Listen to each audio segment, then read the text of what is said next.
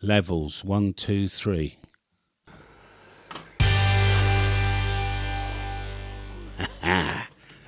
Ladies and gentlemen, I've been sent a microphone. It's called the K8 by Fifine. And it's a lovely microphone. It's heavy, it's big. It kind of compares, I think, to sort of the economical Shure SM58 market, which is number 2 microphone here. This is the Fifine K8, and I've got a mixing desk in front of me here. It's a digital mixing desk.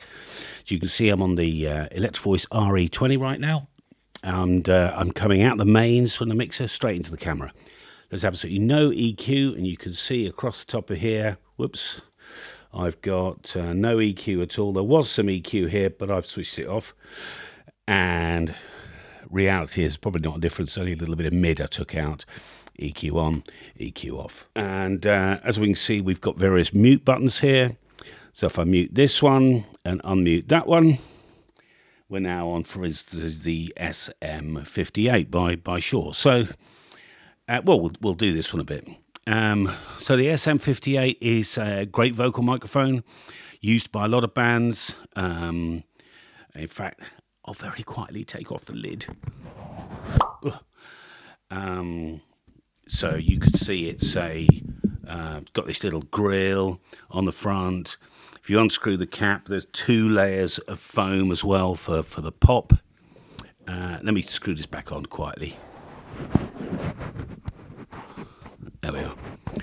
I've put foams on all these 3 to make it fair, because these microphones will be thrashed, where that one kind of is like £500. This is 100. This one here. Okay, so SM58 stage use. A lot of V bloggers, studio guys, just doing stuff on the internet.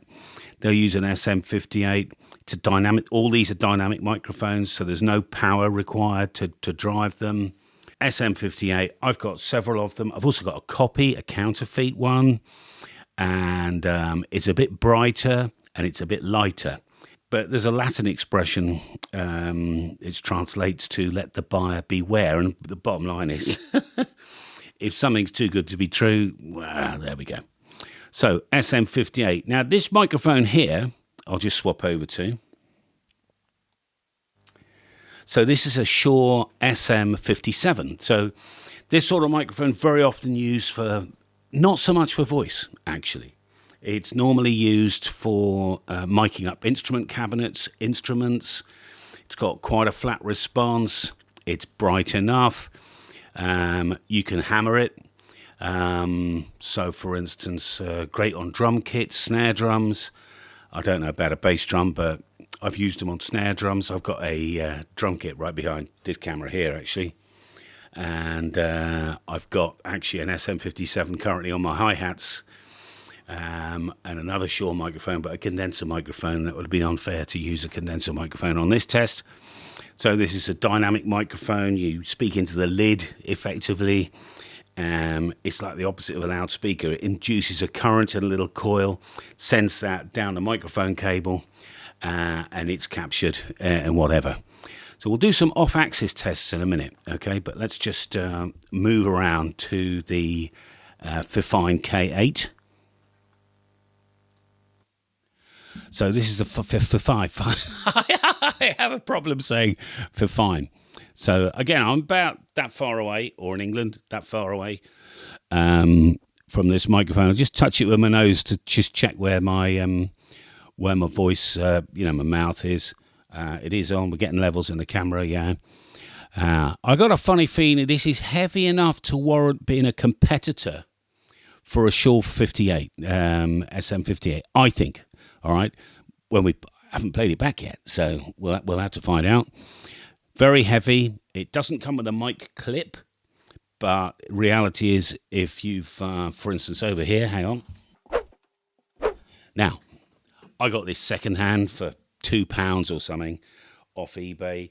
If you just wanted something to, put on a table, then this would work. But these microphones are designed to be on it all the time. As I go away, it starts to get a lot quieter, and as I come close again, I'm sure it'll get a lot louder. So anyway, when I say a clip, it doesn't come with one of these clips, but I already have all the gear, you see. So if you're buying a microphone like this, chances are you'll have a microphone stand, unless you want to hold it. So let's just hold it.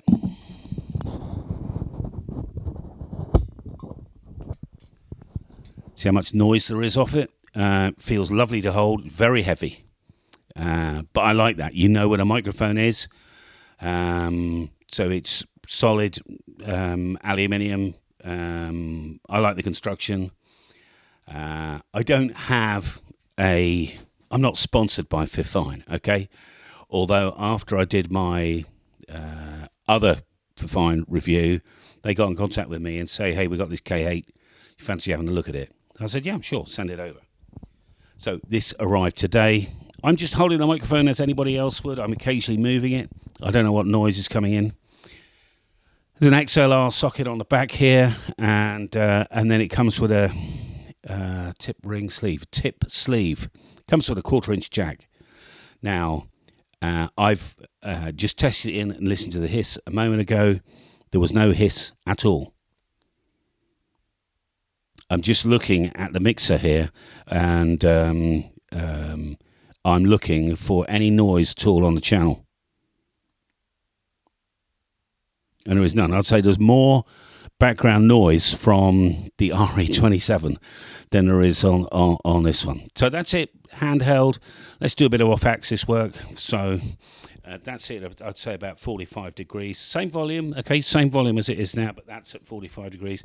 And then there we are at 90. Exactly the same volume as I am there, but at 90 degrees. So there we are, 45 and then 90 degrees. Okay, so that's it with the K8. Now, the chances are I will dump the 19-foot cable that this came with. I mean, it's not the most, I have very high quality cables. I'm not a professional musician. I've made my money in a different way, but I do have a kit here. The band come around every week. We thrash the living daylights out of the place. We've got enough power to do about 6,000 watts. It's a 6K rig.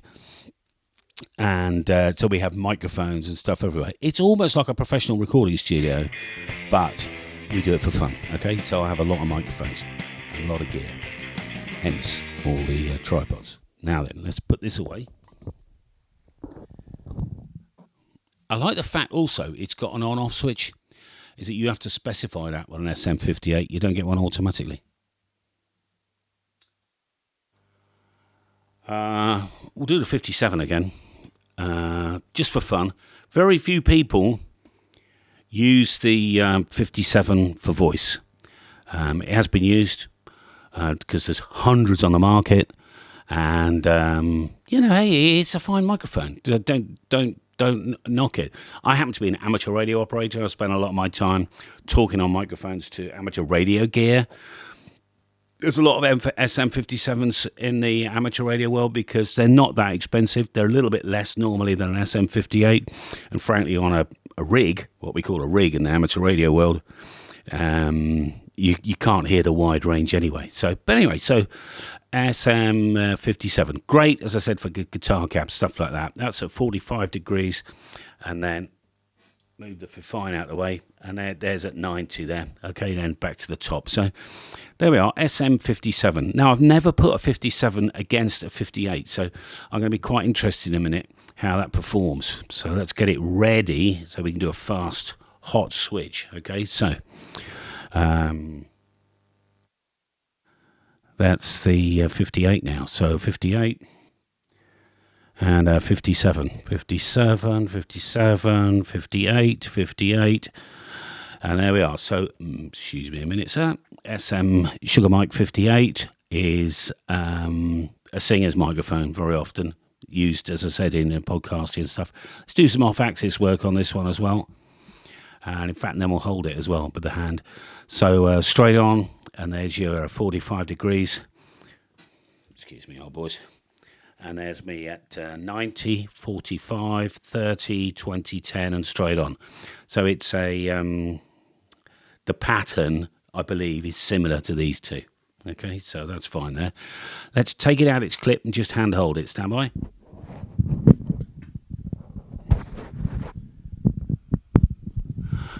So I'm I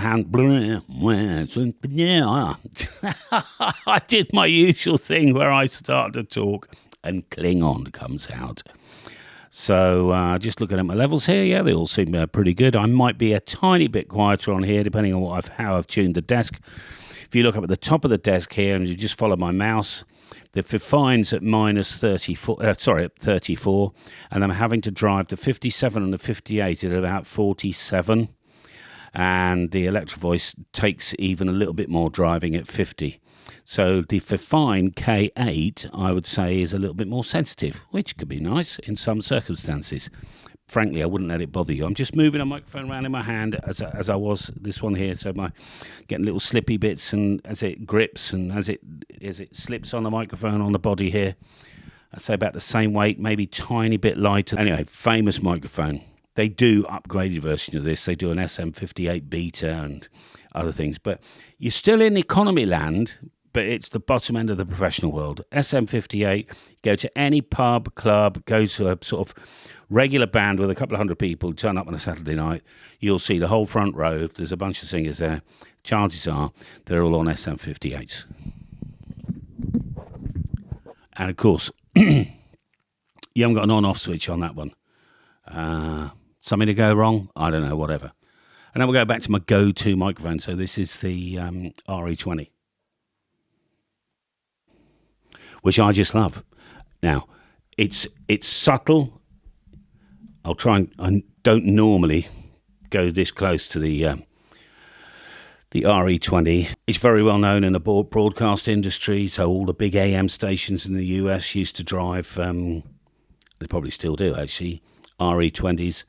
There's a couple of other microphones that are in that kind of league, but I just dreamt of having an RE20. So in the UK, these are very expensive. I think they're slightly less in the US because they're made in the USA. Anyway, Steve Wright in the afternoon, he loves his RE20. I like my RE20. This is completely flat, remember, absolutely no EQ, and I'll do no EQ in post-production, and I probably won't, in fact, I'll guarantee now, if you like, I won't do any compression or anything else on any of the microphones. I'll run it straight. I might adjust the levels, and that's the only thing. So there we are. The box isn't very pretty. It's just a box, but, you know, I throw my boxes away, so, you know, I'm glad they didn't spend too much money on that. As I said, it comes with that lead with the 1/4-inch jack. I'm not in favour of it because I'm an XLR man. However, it works. I've proved it to you because I used their lead today. That's about it. The whole thing is aluminium die cast and then machined, so it's not plastic threads or anything. It's all metal. And I say for the price, which is just astonishing. Well, assuming it comes out all right, we'll have some fun. So I'll just give you a final listen on the K8. Hello, Mr. K8. How are you today? The quick brown fox jumped over the lazy dog. Peter Piper picked a bunch of peppers. I don't know. There's a little nursery rhyme all about peas and bottoms and stuff. But plosives, they're called in the microphone world. They call them plosives. So what you don't want is plosives causing that problem.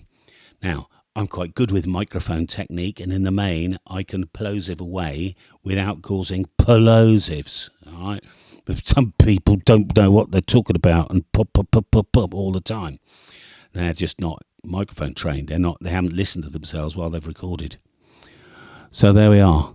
Not quite sure if I like the on-off switch. I think it's a cool idea because it's one up over a standard SM58.